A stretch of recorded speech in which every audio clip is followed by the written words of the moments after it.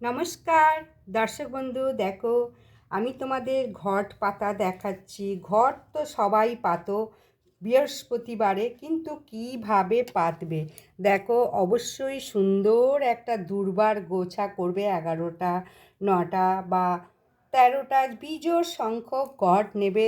তার সঙ্গে দেখো পানের বোঁটাটা, এই জিনিসটা কখনো ভুল করো না।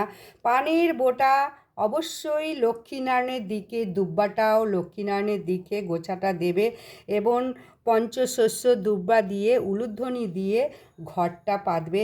একটা হরিতকি থাকবে, তার সঙ্গে কয়েন থাকবে, কিছু অখণ্ড চাল থাকবে আর হলুদ ভিতরে একটা কয়েন দিয়ে দেবে। এইভাবে মা লক্ষ্মীর ঘট পাতবে। মা লক্ষ্মীর ঘট পাতার নিয়ম, পানটা দুর্বাটা মা লক্ষ্মীর দিকে অবশ্যই রাখবে, এই ভুলটা করো না।